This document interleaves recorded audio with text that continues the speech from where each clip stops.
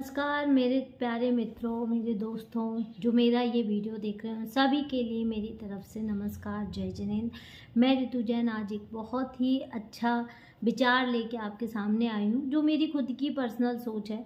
जैसे कि मैंने बहुत सारे वीडियोस में देखा है कि कहते हैं कि बहुत लोग कहते हैं कि मृत्यु के बाद कभी भी किसी की भी मृत्यु होती है आपके घर में, तो उसके लिए रोना नहीं चाहिए, बहुत ज़्यादा नहीं रोना चाहिए। लेकिन आप लोगों ने सोचा है कि क्यों नहीं रोना चाहिए?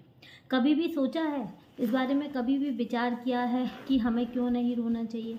तो आज मैं इसी टॉपिक पे बात करना चाहती हूँ, क्योंकि मैं भी जब बचपन में थी मैंने बहुत लोगों के मुंह से सुना था, अरे ज़्यादा नहीं रो, ज़्यादा मत रो, ज़्यादा मत रो, उसको कष्ट होगा, उसको परेशानी होगी।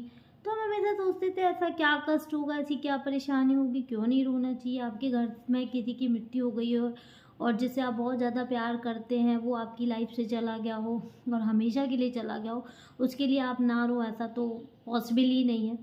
लेकिन जैसे जैसे मैं बड़ी हुई अब मुझे ऐसा रियलाइज़ हुआ है कि हाँ, हमें क्यों नहीं रोना चाहिए।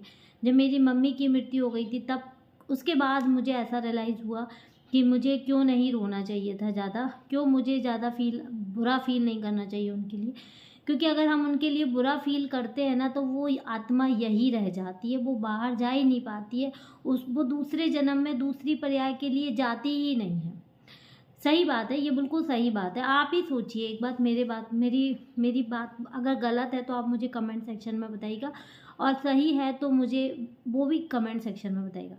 अगर सपोज़ आप एक मदर हैं, आप एक बेटी हैं, आप एक बहन हैं, कुछ भी हैं आपको इमरजेंसली कहीं जाना पड़ गया।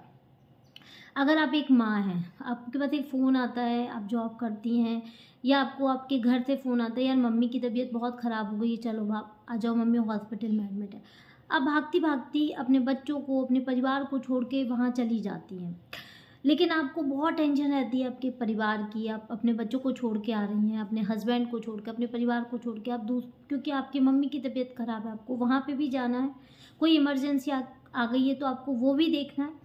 तो आप वहाँ चली तो जाती, लेकिन आपका मन नहीं लगता। लेकिन अगर आपकी जैसे आप चली जाती है, आपका हस्बैंड फ़ोन लगा के बोल देता है, यार तुम टेंशन मत लो, सब ठीक है, मैंने सब मैनेज करके रखा है, बच्चे बहुत खुश हैं, कोई टेंशन नहीं, तुम वहीं अपना ध्यान रखो, अपनी मम्मी का ध्यान रखो। या आप किसी जॉब में है, किसी काम के लिए बाहर गई हैं, तो आप अपने काम पे फोकस करो, तो आप बहुत रिलैक्स हो जाते हो, बड़ी आराम से चैन से वहाँ पे रहते हो।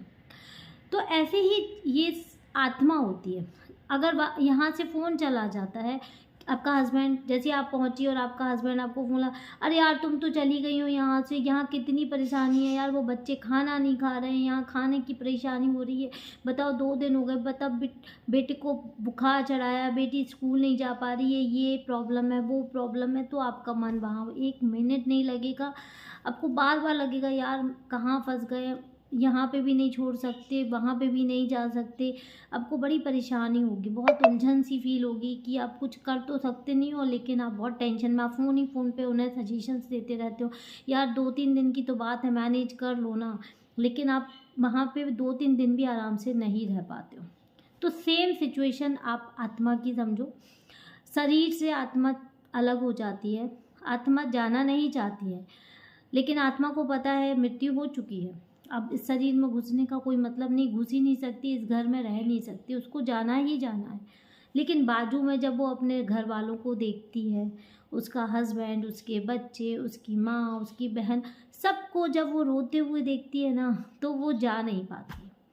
वो बहुत कोशिश करती है कि वो यहीं रुक जाए, बहुत बहुत ज़्यादा कोशिश करती है, लेकिन उसकी सारी कोशिशें फ़ेल होने लगती है। उसको पता है कि उसकी मृत्यु हो गई, वो रह नहीं सकती यहाँ पे, उसको जाना ही पड़ेगा, लेकिन आपके आंसू, आपका दुख, आपका रोना उसको जाने नहीं देता है। लेकिन वहाँ से बुलावा भी आ गया कि अब आगे बढ़ो, पीछे नहीं देखना है, आगे जाना है, लेकिन वो बार बार उसी पीछे में ही रह जाती, वो आगे बढ़ ही नहीं पाती है। तो इसीलिए हमें नहीं रोना चाहिए, सिर्फ इसी वजह से, क्योंकि अगर आप लोगों को आत्मा के लिए प्रार्थना करनी चाहिए कि मुझे पता है कि आप शरीर से निकल चुकी हो और आप यहीं कहीं पे हो, तो कृपया करके आप, हाथ जोड़ के निवेदन है कि आप हम लोगों की टेंशन मत लो, हम लोगों के लिए बारे में मत सोचो, हम लोगों की, अब हम लोग सब कुछ मैनेज कर लेंगे, आपके बिना भी मैनेज कर लेंगे, थोड़ी परेशानी होगी लेकिन कर लेंगे। बहुत खुश रहेंगे। दुख तो है आपके जाने का, बहुत ज़्यादा दुख है, लेकिन हम चाहते हैं कि आप जहाँ पे भी जाएं बहुत खुश रहें, यहाँ से भी ज़्यादा खुश रहें आप, बहुत अच्छी घर में जाएं, बहुत अच्छी पर्याय में जाएं, शांति से आप यहाँ से जाइए, टेंशन मत लीजिए आप यहाँ की। हम लोग सब कुछ अच्छे से देख लेंगे, आपको हमेशा याद करेंगे, आपको हमेशा याद रखेंगे, तो आत्मा बहुत अच्छे से वहाँ से चली जाती है और ये फैक्ट है। फिर वो आत्मा भी सोचती है कि अरे अब ठीक है, सब ठीक है, कोई परेशानी नहीं है, ये लोग सब मैनेज कर लेंगे, चलो हम चलते हैं।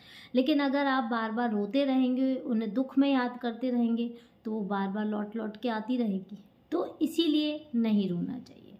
तो ये मेरा खुद की पर्सनल सोच थी। अगर आपको अच्छी लगे तो आप प्लीज़ मुझे कमेंट सेक्शन में जाके ज़रूर बताइएगा कि आपको मेरी सोच कैसी लगी और मेरे विचार कैसे लगे, और अगर नहीं लगते हैं तो वो भी बताइएगा, और कुछ नई बातें जो आप मेरे को बताना चाहते हो वो भी कमेंट सेक्शन में बताइएगा।